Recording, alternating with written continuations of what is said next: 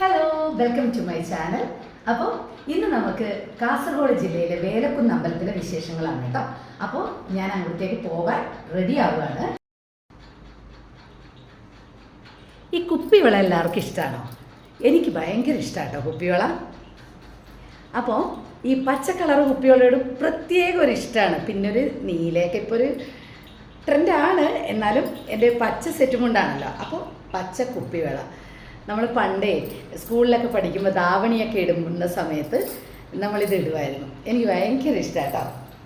Okay, ഞാനും ചേച്ചിയും അമ്മയും പപ്പയും അതുപോലെ കണ്ണനും കൂടിയാണ് പോകുന്നത് കേട്ടോ. അതായത് പപ്പയ്ക്ക് പണ്ടൊരു വഴിപാട് നേർന്നത് കൊടുക്കാനുണ്ടായിരുന്നു, അതിന് വേണ്ടിയിട്ടാണ് പോകുന്നത് പെട്ടെന്ന് കേട്ടോ.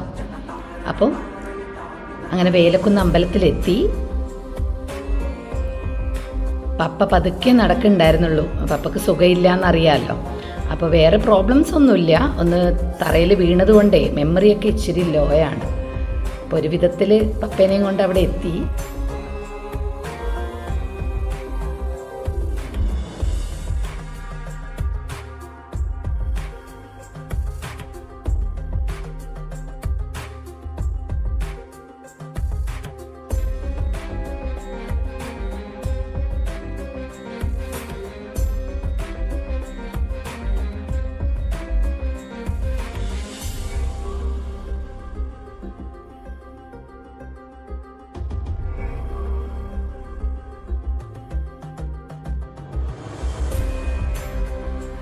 അമ്പലത്തിലെത്തിയപ്പോഴാണ് അമ്പലത്തിൻ്റെ ഒരു മഹത്വം മനസ്സിലാവുന്നത് കേട്ടോ.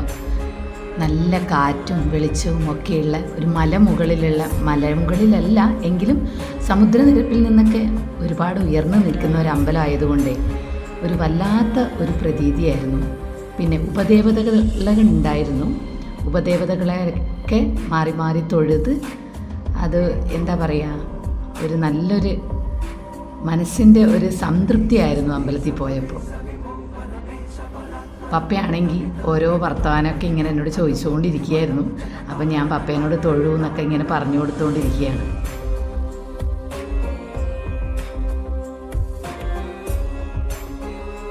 അങ്ങനെ ഉച്ചപൂജയുടെ സമയം കേട്ടോ ഈ കാണുന്നത്. ആ സമയം ആകുമ്പോഴത്തേക്ക് ആൾക്കാരൊക്കെ ഒരുപാട് വന്നു. ഉച്ചപൂജ എന്ന് പറഞ്ഞു കഴിഞ്ഞാൽ അതെന്താ പറയുക, കൂട്ടമണിയടിയും കാര്യങ്ങളും ഒക്കെ ആയിട്ട് നല്ലൊരു അന്തരീക്ഷത്തിൽ ഭഗവാനെ ഒരുപാട് കണ്ടു മനസ്സിന് തൃപ്തിയായി. പിന്നെ പ്രസാദമൊക്കെ വാങ്ങി.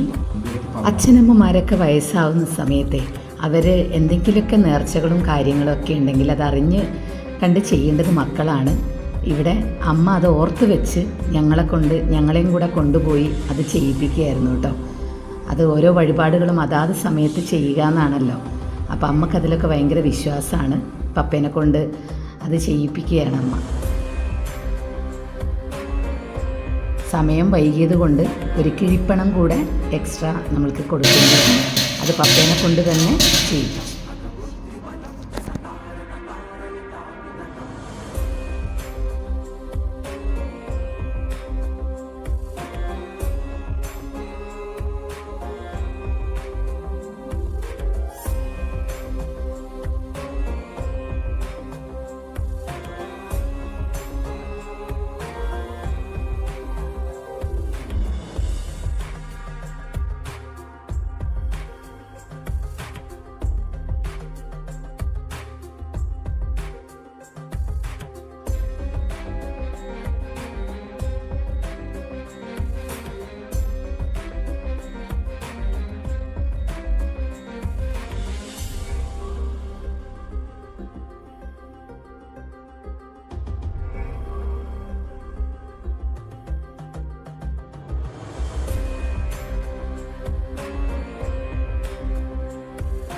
നമ്മളെപ്പോഴും പ്രോഗ്രാമൊക്കെ ചെയ്യുന്നതല്ലേ, പിന്നെ മണ്ഡപം കാണുമ്പോൾ അങ്ങനെ ഒന്നും ചെയ്യാതെ ഇറങ്ങി വരിക എങ്ങനെയാണ്.